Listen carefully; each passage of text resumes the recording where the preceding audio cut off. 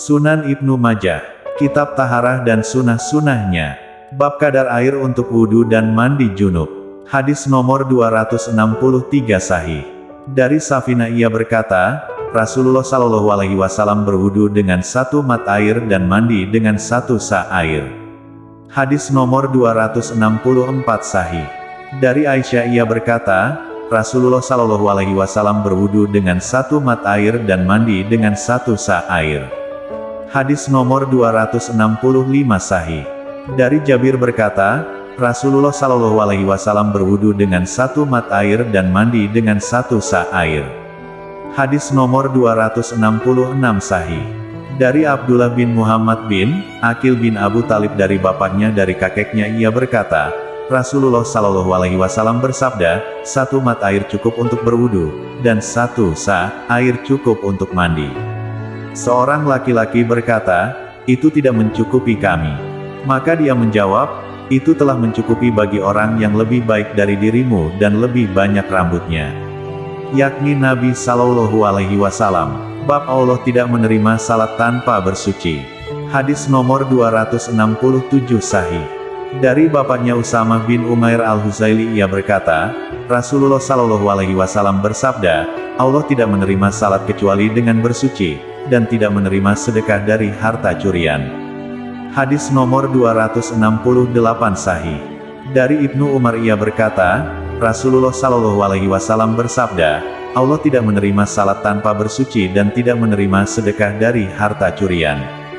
Hadis nomor 269 sahih. Dari Anas bin Malik berkata, aku mendengar Rasulullah Shallallahu Alaihi Wasallam bersabda, Allah tidak menerima salat tanpa bersuci dan tidak menerima sedekah dari harta curian. Hadis nomor 270 sahih. Dari Abu Bakra ia berkata, Rasulullah Shallallahu Alaihi Wasallam bersabda, Allah tidak akan menerima salat tanpa bersuci dan tidak menerima sedekah dari harta curian. Bab pembuka sholat adalah bersuci. Hadis nomor 271 Hasan sahih. Dari Muhammad ibnul Hanafiyah dari bapaknya ia berkata, Rasulullah Shallallahu Alaihi Wasallam bersabda, pembuka salat adalah bersuci, sedangkan yang mengharamkan dari segala aktivitas di luar salat adalah takbir, dan yang menghalalkannya kembali adalah salam. Hadis nomor 272 sahih. Dari Abu Said al-Khudri dari Nabi Shallallahu Alaihi Wasallam bersabda, pembuka salat adalah bersuci, sedangkan yang mengharamkan dari segala aktivitas di luar salat adalah takbiratul ihram dan yang menghalalkannya kembali adalah ucapan salam. Bab menjaga wudhu. Hadis nomor 273 sahih. Dari Sauban, ia berkata, Rasulullah bersabda, beristiqamahlah kalian, dan sekali-kali kalian tidak akan mampu menghitung pahala yang dikerjakan. Dan beramallah, sesungguhnya amalan kalian yang paling utama adalah salat. Tidaklah ada yang dapat menjaga wudhu, melainkan orang mukmin. Hadis nomor 274 sahih. Dari Abdullah bin Amru ia berkata, Rasulullah bersabda, beristiqomahlah kalian, dan sekali-kali kalian tidak akan dapat untuk menghitung. Ketahuilah, sesungguhnya amalan kalian yang paling utama adalah salat, dan tidak ada yang menjaga wudhu kecuali orang mukmin. Hadis nomor 275 sahih.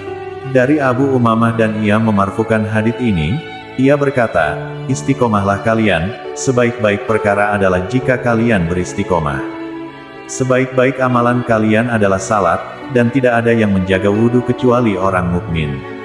Bab wudhu adalah setengah iman. Hadis nomor 276 sahih.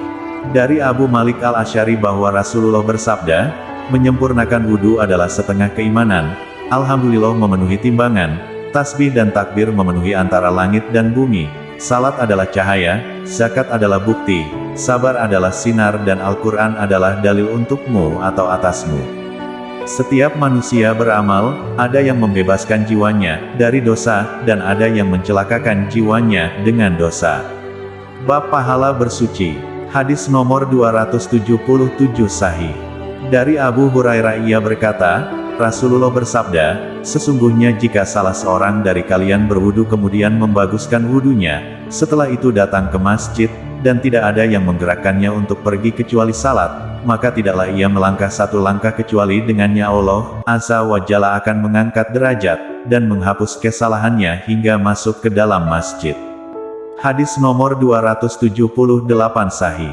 Dari Abdullah as-Sunabihi dari Rasulullah, beliau bersabda, barang siapa berwudu lalu berkumur dan memasukkan air ke dalam hidung, maka dosa-dosanya akan keluar dari mulut dan hidungnya. Jika membasuh wajahnya maka dosa-dosanya akan keluar dari wajahnya hingga akan keluar dari ujung bulu matanya. Jika membasuh kedua tangannya maka dosa-dosanya akan keluar dari kedua tangannya. Jika mengusap kepalanya maka dosa-dosanya akan keluar dari kepalanya hingga keluar dari kedua telinganya. Jika membasuh kedua kakinya maka dosa-dosanya akan keluar dari kedua kakinya hingga keluar dari bawah kukunya. Sedangkan salat dan jalannya menuju masjid adalah nafilah baginya. Hadis nomor 279 Sahih.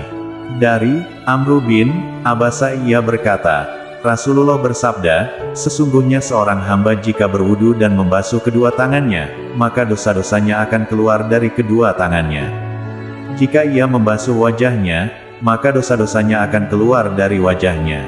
Jika ia membasuh kedua siku dan kepalanya, maka dosa-dosanya akan keluar dari kedua siku dan kepalanya. Dan jika ia membasuh kedua kakinya, maka dosa-dosanya akan keluar dari kedua kakinya. Hadis nomor 280 Hasan Sahih. Dari Zir bin Hubaisi bahwa Abdullah bin Mas'ud berkata, Rasulullah ditanya, bagaimana engkau tahu seseorang bukan termasuk dari umatmu? Beliau menjawab, wajahnya putih bercahaya karena bekas air wudu. Hadis nomor 281 Sahih. Humran mantan budak Utsman bin Affan, ia berkata, aku melihat Utsman bin Affan duduk di tempat duduk, lalu ia minta diambilkan air berwudu dan berwudu. Kemudian berkata, aku melihat Rasulullah di tempat dudukku ini minta diambilkan air wudu, lalu beliau berwudu sebagaimana wuduku ini. Kemudian beliau bersabda, barang siapa berwudu sebagaimana wuduku ini maka dosanya yang telah lalu akan diampuni. Dan beliau bersabda lagi, janganlah kalian terpedaya.